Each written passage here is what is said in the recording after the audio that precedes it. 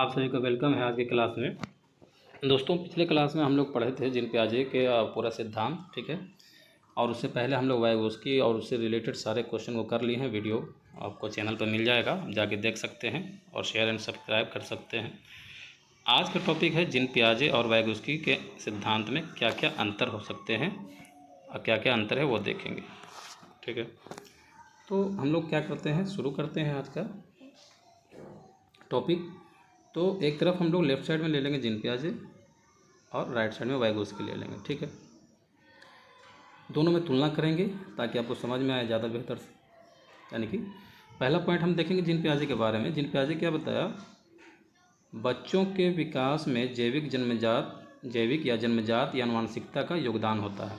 Gene पियाजे बोला कि बच्चों के विकास में या तो जैविक का या जन्मजात का या आनुवंशिकता का योगदान होता है। यानी कि बच्चों का जो विकास में है वो माता पिता का गुण आता है, ऐसा किसका कहना है, जीन पियाजे का कहना है। वाइगोत्स्की का क्या कहना है इसमें, बच्चों के विकास में संस्कृति, समाज एवं पर्यावरण का योगदान होता है।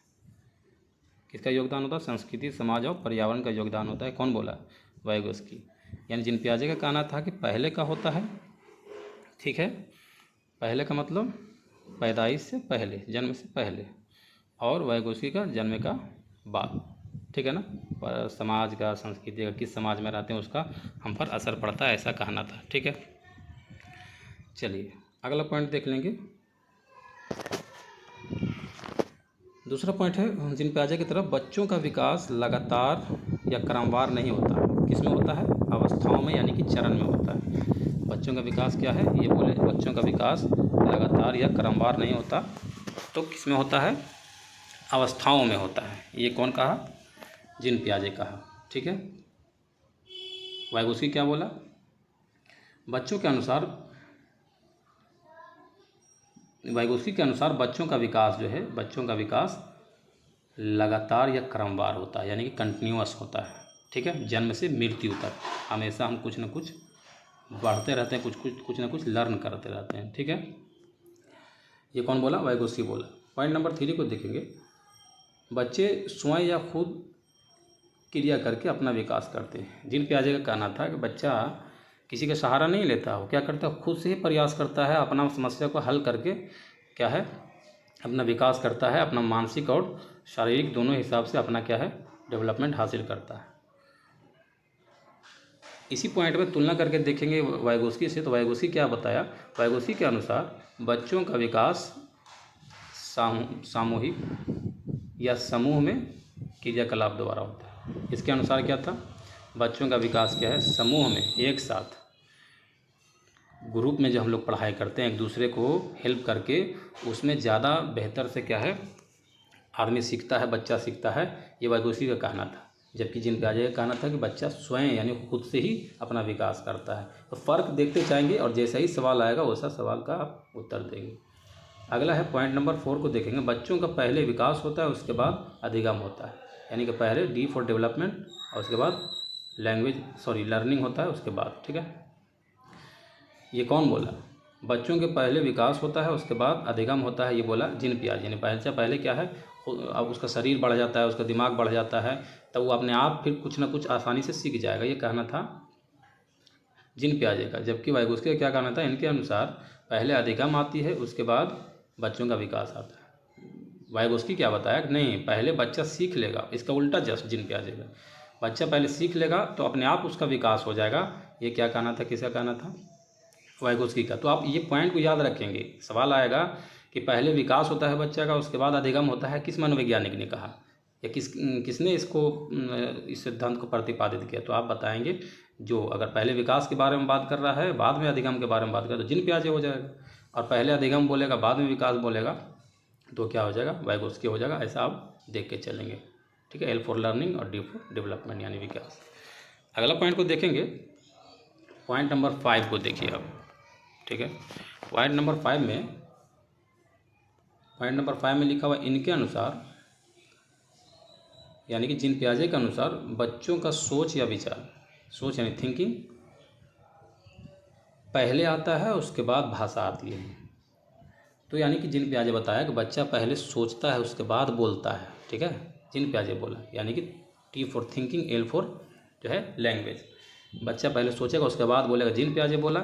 लेकिन वाइगोस्की क्या बोला, वाइगोस्की इस सिद्धांत पर क्या बोला वो आप देखेंगे। वाइगोस्की इस सिद्धांत पर बोला कि नहीं, बच्चा क्या है, इन वाइगोस्की के अनुसार जन्म से 3 साल तक बच्चा क्या है, पहले बोलता है उसके बाद सोचता है। जन्म से 3 साल तक क्या है, बच्चा उल्टा करता है, यानी पहले बोलेगा। 3 साल तक उसका उतना दिमाग डेवलप नहीं रहता, तो बोल देता है, उसके बाद सोचता है कि हम क्या बोले नहीं बोले। यानी 3 साल तक पहले भाषा आएगा, उसके बाद विचार आएगा, यानी सोच आएगा वाइगोस्की के अनुसार, ठीक है। लेकिन 3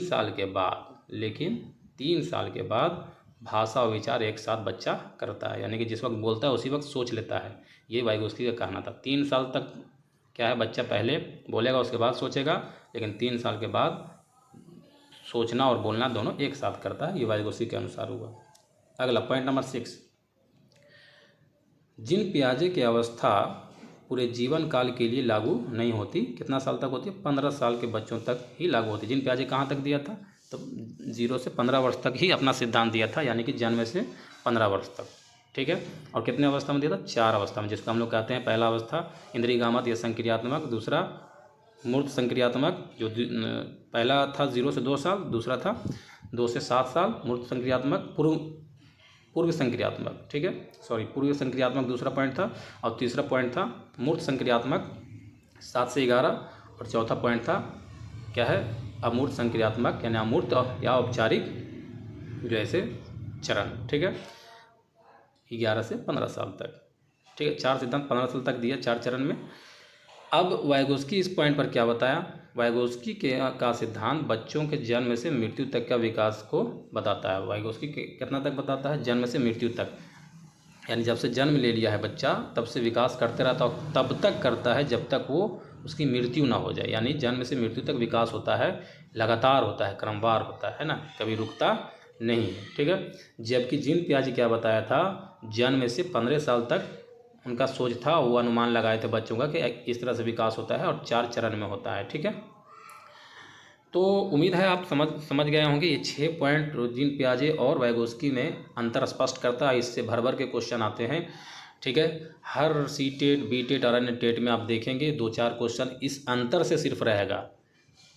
1-2 क्वेश्चन जिन पियाजे के सिद्धांत से 4 चरण से रहेगा, आत्मसातकरण से रहेगा, उसके बाद वाइगोस्की से क्वेश्चन रहेगा, ठीक है।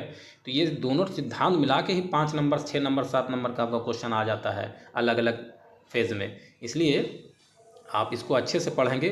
जो नहीं देखे हैं, चैनल पर पहली बार आए हैं, वो जाकर के वीडियो को चैनल पर जाकर देख लेंगे, सब्सक्राइब कर देंगे, शेयर कर देंगे, ताकि आपके जैसे और भी जिनको मालूम ना रहे उन तक ये वीडियो पहुंच सके और उनको भी ये फ़ायदा हो सके।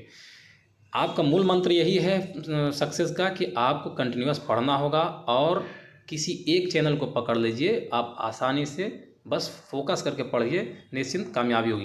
कंसिस्टेंसी ही आपको कामयाबी दिलाएगा, धैर्य ही आपको कामयाबी दिलाएगा, और लगातार परिश्रम और लगातार फोकस के साथ पढ़ना ही कामयाबी दिलाएगा, ठीक है। कोई कामयाबी सडन नहीं होता, अचानक से नहीं होता, उसके पीछे संघर्ष छुपा होता है। इसलिए आप अपने पीछे भी संघर्ष छुपाइए और कामयाब होने के लिए दिन रात मेहनत कीजिए। तो आज के लिए जिन पियाजे वाइगोस्की का टॉपिक हो गया समाप्त। आपको कैसा लगा ये टॉपिक ज़रूर बताइएगा, और चैनल को शेयर एंड सब्सक्राइब ज़रूर कर दीजिएगा।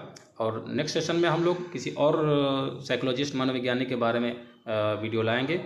आप लोग बने रहिए चैनल के साथ। Best of luck you all.